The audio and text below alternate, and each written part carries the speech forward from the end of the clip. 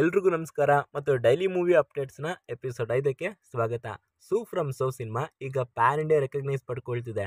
ಮತ್ತೊಬ್ಬ ಕನ್ನಡ ಡೈರೆಕ್ಟರ್ ಜೊತೆ ಬಾಲಿವುಡ್ನ ಬಡ ಆಕ್ಷನ್ ಹೀರೋ ಟೈಗರ್ ಶ್ರಾಫ್ ಒಂದು ಆಕ್ಷನ್ ಥ್ರಿಲ್ಲರ್ ಸಿನಿಮಾವನ್ನ ಮಾಡಕ್ ಹೊರಟಿದಾರಂತೆ. ಯಾವ ಡೈರೆಕ್ಟರ್ ಅಂತ ಗೊತ್ತಾಗಬೇಕಾ? ಪೂರ್ತಿ ವಿಡಿಯೋನ ನೋಡಿ.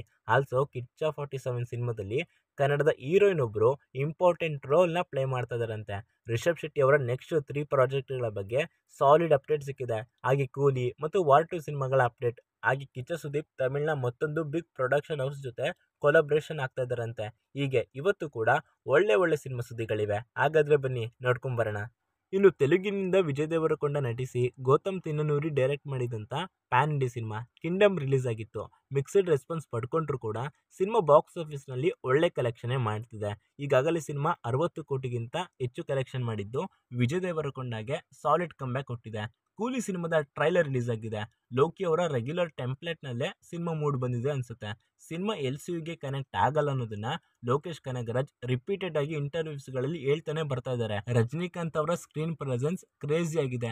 75 ವರ್ಷ ಆಗಿದ್ರು ಕೂಡ ಆಕ್ಷನ್ ಸೀನ್ಸ್ಗಳಲ್ಲಿ ಅಬ್ಬರಿಸಿದ್ದಾರೆ.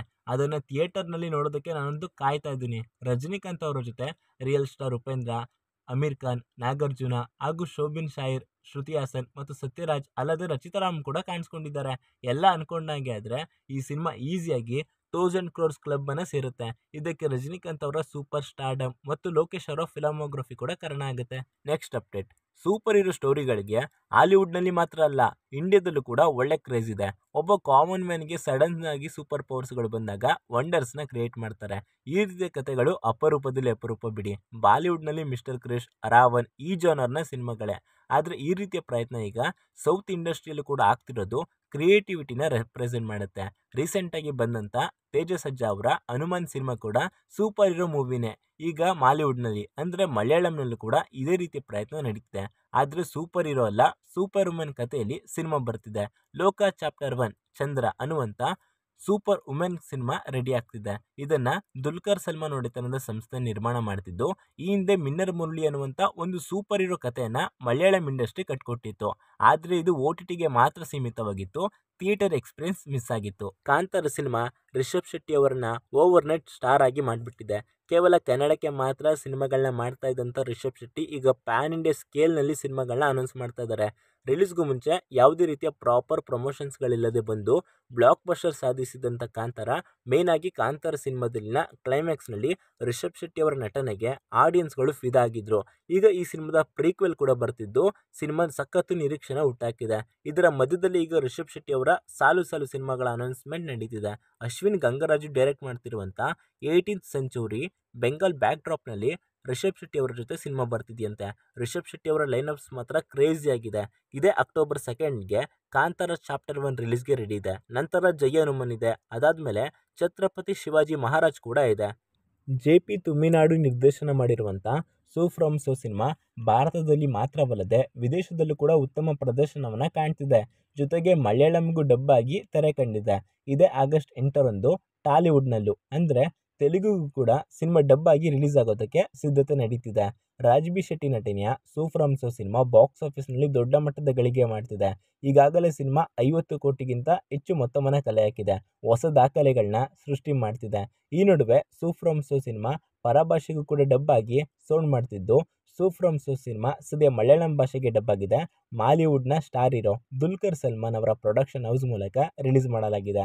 ಮಲಯಾಳಂ ವರ್ಷನ್ನ ಗಳಿಕೆ 4 ದಿನಗಳಿಗೆ ಹೋಲಿಸಿದ್ರೆ ಹತ್ತತ್ರ 1 ಕೋಟಿ ರೂಪಾಯಿ ದಾಟಿರುವ ಬಗ್ಗೆ ಮಾಹಿತಿ ಸಿಕ್ಕಿದೆ. ಇವುಗಳ ನಡುವೆ ಆಗಸ್ಟ್ 8ಕ್ಕೆ ಸೂ ಫ್ರಮ್ ಸೋ ಸಿನಿಮಾದ ತೆಲುಗು ವರ್ಷನ್ ಕೂಡ ತೆರೆಗೆ ಬರೋದಕ್ಕೆ ರೆಡಿಯಾಗಿದೆ.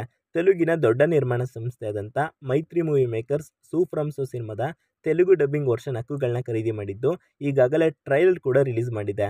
ದೊಡ್ಡ ಮಟ್ಟದಲ್ಲೇ ಆಗಸ್ಟ್ 8ರಂದು ರಿಲೀಸ್ ಮಾಡಲು ಪ್ಲಾನ್ ಕೂಡ ಮಾಡಿಕೊಂಡಿದೆ ಅಂತೆ. ಇನ್ನು ಅವನೇ ಶ್ರೀಮನ್ನಾರಾಯಣ ಸಿನಿಮಾವನ್ನು ಡೈರೆಕ್ಟ್ ಮಾಡಿದಂಥ ಸಚಿನ್ ಈಗ ಬಾಲಿವುಡ್ನ ಬಡ ಆಕ್ಷನ್ ಹೀರೋ ಟೈಗರ್ ಶ್ರಾಫ್ಗೆ ಆಕ್ಷನ್ ಕಟ್ ಹೇಳಲಿದ್ದಾರಂತೆ. ಇದೊಂದು ಹೈ ವೋಲ್ಟೇಜ್ ಆಕ್ಷನ್ ಥ್ರಿಲ್ಲರ್ ಸಿನಿಮಾವಾಗಿರಲಿದ್ದು ಸಿನಿಮಾ ಕೂಡ ಅಕ್ಟೋಬರ್ನಲ್ಲಿ ಶುರುವಾಗುತ್ತಂತೆ. ಏನೋ ಗುರು, ಇವರು ಅವನೇ ಶ್ರೀಮನ್ನಾರಾಯಣ ಸಿನಿಮಾ ಆದಮೇಲೆ ಶಿವಣ್ಣ ಅವರ ಜೊತೆ ಅಶ್ವತ್ಥಾಮ ಸಿನಿಮಾವನ್ನು ಅನೌನ್ಸ್ ಮಾಡಿದ್ರು.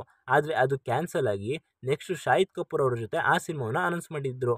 ಆದರೆ ಅದ್ರ ಬಗ್ಗೆ ಯಾವುದೇ ಅಪ್ಡೇಟ್ಸ್ಗಳಿಲ್ಲ. ಈಗ ಇವ್ರ ಜೊತೆ ಸಿನಿಮಾ ಅನೌನ್ಸ್ ಆಗಿದೆ. ಇನ್ನು ತೆಲುಗಿನ 2 ದೊಡ್ಡ ಸಿನಿಮಾಗಳು ಒಂದು ದಿನ ಬಿಡುಗಡೆ ಆಗೋದಕ್ಕೆ ರೆಡಿಯಾಗಿವೆ. ಪವನ್ ಕಲ್ಯಾಣ್ ಅವರ ಓಜಿ ಹಾಗೂ ಬಾಲಯ್ಯ ಅವರ ಅಖಂಡ 2 ಸಿನಿಮಾ ಒಂದೇ ದಿನ ಅಂದರೆ ಸೆಪ್ಟೆಂಬರ್ 25ಕ್ಕೆ ರಿಲೀಸ್ ಆಗ್ತಿದ್ದು, 2 ಸಿನಿಮಾಗಳಿಗೂ ಕೂಡ ಸಖತ್ತು ನಿರೀಕ್ಷೆ ಇದೆ. ಇನ್ನು 2 ಸಿನಿಮಾಗಳಿಗೂ ತಮ್ಮನವರ ಮ್ಯೂಸಿಕ್ ಇದ್ದು, ಎರಡರಲ್ಲಿ ಯಾವ ಸಿನಿಮಾ ಬಾಕ್ಸ್ ಆಫೀಸ್ನ ಕೊಳ್ಳೆ ಹೊಡಿಬಹುದು ಅನ್ನೋದನ್ನ ಕಾದು ನೋಡಬೇಕು.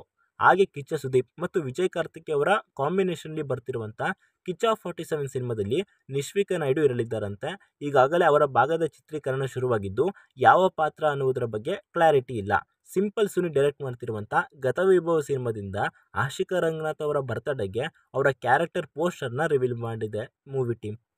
ಜೂನಿಯರ್ NTR ಮತ್ತು ಋತಿಕ್ ರೋಷನ್ ಮೇನ್ ಲೀಡ್ ರೋಲ್ನಲ್ಲಿ ಕಾಣಿಸ್ಕೊಂಡಿರುವಂಥ ಬಾಲಿವುಡ್ನ ದೊಡ್ಡ ಆ್ಯಕ್ಷನ್ ಸಿನಿಮಾ ವಾರ್ 2 ಸಿನಿಮಾದ ಪ್ರಮೋಷನ್ಸ್ ಈಗ ಶುರುವಾಗಿದೆ. ವಾರ್ 2 ಸಿನಿಮಾದ ಪ್ರೀ ರಿಲೀಸ್ ಇವೆಂಟ್ನ ಆಗಸ್ಟ್ 10ಕ್ಕೆ ವಿಜಯವಾಡದಲ್ಲಿ ಪ್ಲ್ಯಾನ್ ಮಾಡ್ತಾ ಇದ್ದಾರಂತೆ ಮೇಕರ್ಸ್. ಇದಕ್ಕೆ ಜೂನಿಯರ್ NTR ಮತ್ತು ಋತಿಕ್ ರೋಷನ್ ಇಬ್ಬರು ಕೂಡ ಅಟೆಂಡ್ ಆಗ್ತಾ ಇದ್ದಾರಂತೆ. ಇದಂತೂ ಕ್ರೇಜಿಯಾಗಿದೆ. ಸೊ ಇದಿಷ್ಟು ನನ್ನ ಲಿಸ್ಟ್ನಲ್ಲಿ ಇದ್ದಂಥ ಅಪ್ಡೇಟ್ಸ್ಗಳು. ಇವುಗಳಲ್ಲಿ ನಿಮ್ಮನ್ನು ತುಂಬ ಎಕ್ಸೈಟ್ ಮಾಡಿದಂಥ ಅಪ್ಡೇಟ್ ಯಾವುದು ಅನ್ನೋದನ್ನು ಕಮೆಂಟ್ ಮಾಡಿ. ವಿಡಿಯೋ ಇಷ್ಟ ಆದರೆ ಲೈಕ್ ಮಾಡಿ, ಚಾನಲ್ನ ಸಬ್ಸ್ಕ್ರೈಬ್ ಮಾಡಿಕೊಂಡು ಸಪೋರ್ಟ್ ಮಾಡಿ. ಮತ್ತಷ್ಟು ಅಪ್ಡೇಟ್ಗಳೊಂದಿಗೆ ಮತ್ತೆ ಸಿಗೋಣ. Signing off, Shashi.